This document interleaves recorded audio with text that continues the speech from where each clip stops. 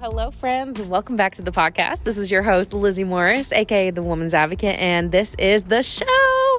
This is episode 20, and I am so excited to have you here. I cannot believe we are literally only on episode 20. I feel like I've recorded 100 podcast episodes, which I probably have. I've deleted a lot of drafts here in the last couple weeks, but nonetheless, here we are. I'm super excited to be talking to you guys today about something that just opening up my heart and talking about the things that I think a lot of people are struggling with, and the terms or the terminology or the kind of conversations that are needed and need to be had. At least I'm not hearing much about it in my circle. And so I really, really want to start the conversation and open up this journey of womanhood. So again, I'm Lizzy. I am the Woman's Advocate. I am also the founder of the Womanhood Project, which is something I'm really excited to be continuing working on here as time goes on. But I really have I've had lots of hard conversations with myself. Okay. So I don't know, if you're listening, I encourage you to ask yourself the same questions or think of yourself when I'm speaking, because odds are you relate to me or you have some sort of connection to what it is I'm saying. And so I want you to think of yourself if this resonates with you. Okay. That I've had to have hard conversations of, not just where do I want to go in life, but what are the foundations that I want to set myself up for? Because maybe you are somebody just like me that despite how great and hard your parents worked, whatever, the way children perceive concepts and the way they internalize things and whatever, is different for everybody. And so I see myself as this person that kind of grew up in, in stable environments. And I've actually been very comfortable with instability. And I always pay my bills, we always pay our rent, there's all these, I say we because I feel like my husband is very much on the same page. He hasn't vocalized this to me, but I literally see this pattern within us as people and as parents and as pretty much anything in our lives right now. That we do the basic responsibilities, make sure we're not going to get evicted or anything. But other than that, instability is my comfort zone. And what I mean by instability, and it is in my world, I realize it is not good.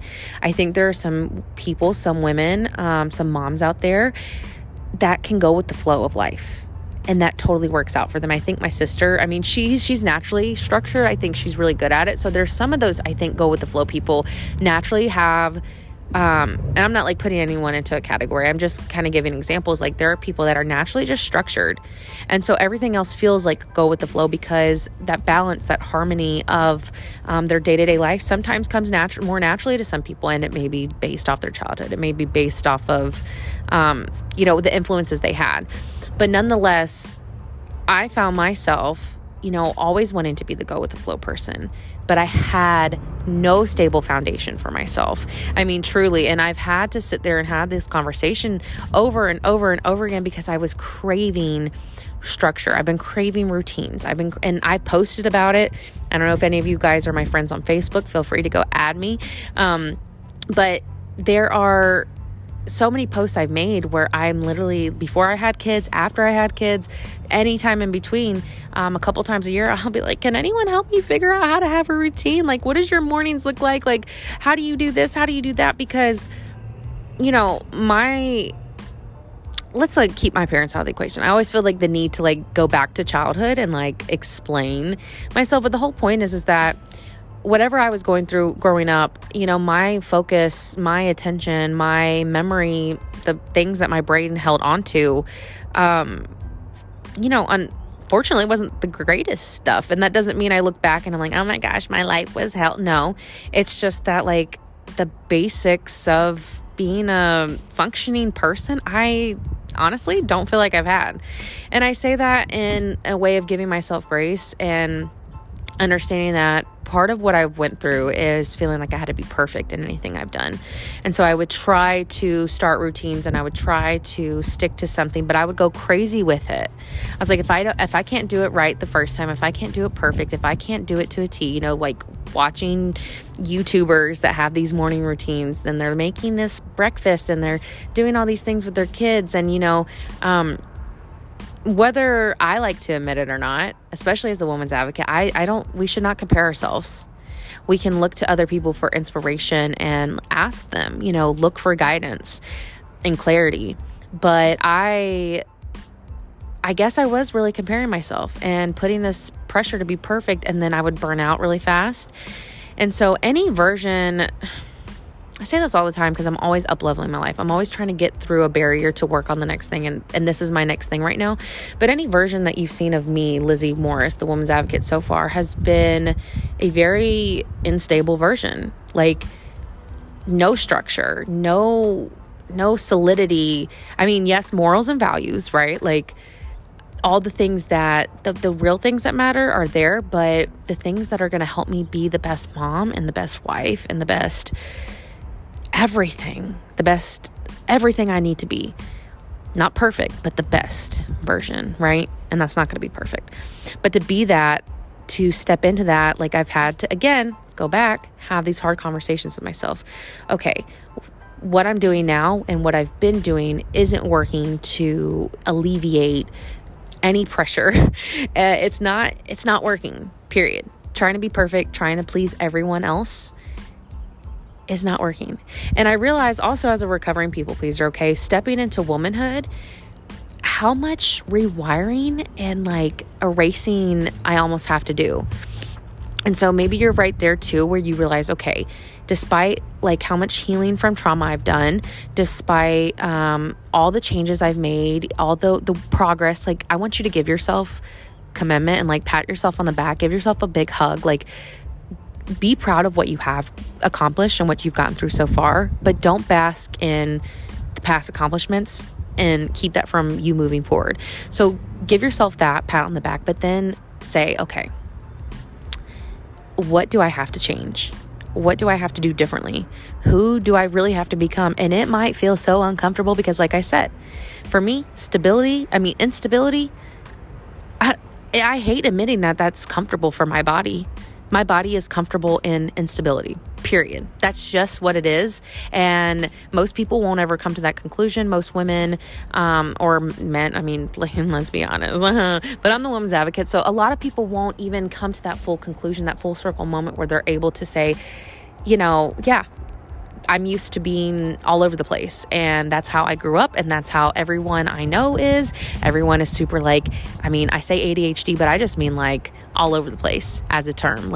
So it's going to be really, really, really uncomfortable working on getting into that structure that I have craved my entire life, but was like frictioning against it, for lack of a better term. So here's what I want to give you advice to do. I use the first 8 minutes of this episode to kind of open up, and I'm sure this really resonated with some of you guys, and I'm sure a lot of you were sitting there and thinking, yeah, that's me too. Dang, that's me too.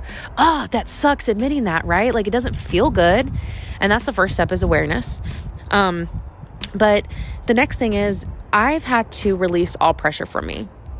I really have. And maybe, I know there are some people that maybe you're a single mom, or you're the main breadwinner of your family, or you have a different load of responsibilities that you can't necessarily unpack at this moment. But I really want to encourage you in the most intentional and productive way possible, okay, to release as much responsibility outside of taking care of yourself and your children if you have kids, and maybe some of you don't, but whatever priorities you must take care of, anything else from that, try to really let it go. I'm for real. Even my business, I have a thriving business doing network marketing and social media.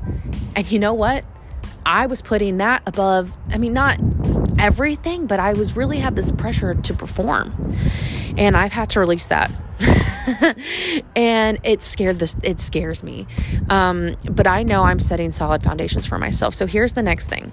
You have your self-awareness now, right? We've admitted what the things we need to change. We've released the pressure to perform and the pressure to be perfect and the pressure to be and do everything for everyone else, right? If you're the oldest sister, if you've been through some trauma, if you are a female, I can guarantee you felt that. The pressure to perform and be perfect for everybody. Release it. Okay, next thing. Choose one thing. Choose literally one thing in your schedule to do consistently. Like I say, give yourself a week. Like seriously. So guess what? The one thing that I'm going to intentionally choose to focus on to get myself in the habit of doing. And there's all kinds of methods and ways. Like if you guys want to go search this on your own free time, definitely go do so. I've looked into a ton of things, but I'm just taking it baby steps. I'm a baby in the adult world. I'm 26 years old and we're babies. A lot of us are still babies. Like I know society doesn't look at me as a baby. I feel like a child, right? So what I'm going to do, I'm not even going to say for the next week. I'm just focusing on it tonight. But if I want to track progress, let's say for a week, right? The one thing I'm going to focus on is setting out mine and my kids' clothes for the next day. Like, and the diapers and the shoes and the socks, like the whole thing for the next day, period. That's the one thing I know I can do no matter where we are. You know, even if we're traveling, even if we're like, I literally can always do that. And so that's where I'm starting. So small, that feels so insignificant. But let me tell you, how often I'm ruffling to find clothes and oh my gosh, that is one of the most stressful things I noticed in my life. So that's the one thing I'm doing. And I know if you are, again, a recovering people pleaser, a recovering perfectionist, all these different things, that looking at something so small like that, dropping all the millions of things you're doing. Maybe you were posting 3 reels a day, a YouTube video. Maybe you were, I don't know. We all have all these things that we're doing. So maybe just going to that one task feels so insignificant, but once you get the hang of it and it's second nature and it is a habit and you could do it with your eyes closed essentially, like you know exactly what to do, exactly the steps. You know how much less your brain's having to work? And that was my problem. My brain was working in 7 million directions. I have my Wonder Woman juice that literally, I don't know what I would be doing without that, having 2 children, because without that, I feel fried to a T. But that only helps me so much if I am frictioning against what I need to change, right? So focus on one habit a week, one habit every 2 weeks, whatever, how big or small, but take that pressure off while you're doing it. Please remember, you're doing this to build solid foundations in your everyday life, in your routine, and who you are as a person. So your brain can work less on stupid, minute, they're not stupid. Let me go back. Minute things. Like, it's not stupid to set your clothes out for the next day, but it is minute. You know what I'm saying? It is not insignificant, but it's minute. It's very small. But think of how much time our brain and our mind and our energy is wasted on like silly little tasks. I say silly again, but you know, these tasks. So here's to season 2 of Lizzy Morris, the Woman's Advocate podcast, entering womanhood and how to take it on. And there will obviously be other episodes. Like, I'm not just going to be giving strategic, like, oh, set your outfits out the night before and then like fill up your water bottles. And like, there's a lot of life hacks we all know. Okay. I'm just going to be sharing with you what I'm doing. But as I'm sharing, I also want to come on here and start just giving you life and should I say life advice? Life moments and things that you guys can relate to and let you know that you're not alone. And I want to have a lot more people on the podcast being interviewed, other women around the world with different pieces of stories and advice that they can give to you as well, that you can go take while you're entering womanhood and conquering, you know, the changes that you want to make without feeling super overwhelmed and burnt out. So I love you guys. I appreciate you so much. If you feel it on your heart, leave a 5-star review on this podcast and tag me in your stories on Instagram, Facebook, TikTok, anywhere that you follow me, and let me know what you think of the show, because my intention, my value, my aspirations, all these different feelings I have is to show up and be that best person, again, for myself and my kids first.